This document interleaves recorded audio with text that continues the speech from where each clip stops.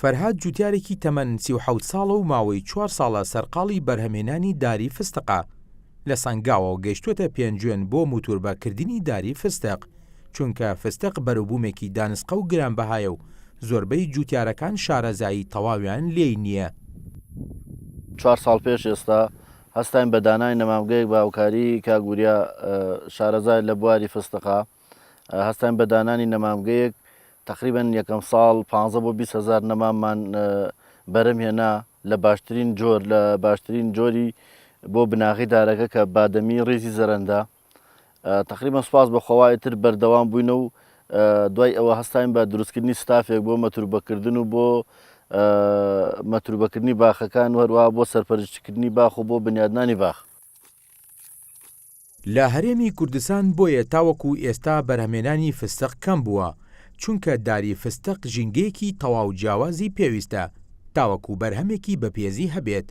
لە هەرێمی کوردستان زیاتر لە ناوچەکانی پێنجوێن و چەمچەماڵ و شارباژێڕ و قەرەداغ و ئاکرێ و چەند ناوچەیەکی تر بەرهەم دەهێنرێت.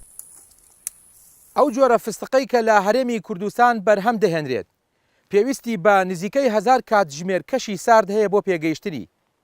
فستق نێر و مێ هەیە، نێرەکان بەریان نییە، لە ڕێگەی گوڵەکەیانەوە هاوکاری مێیەکان دەبن بۆ پێگەیشتنی فستقەکە.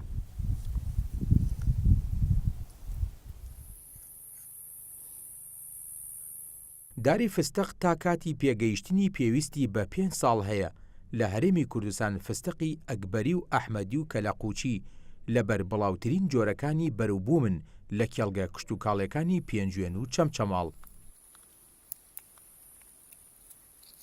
لە بناغەی دارەکە و کاتێککە دەست پێ ئەەکەین ئەگەینە ئاستێکە نەمامەکەمان چاندووە گەشتوتە ئاستێ تەمەند و بۆ 3 ساڵ ئەستور بووە گەشتوتە ئاستێکە پەیوەنی بکەین لەو کاتە دیاریەکەین ناوعیەتەکان بۆ ناوچەکان کەواتە هەموو ناوچەکان گونجاوە.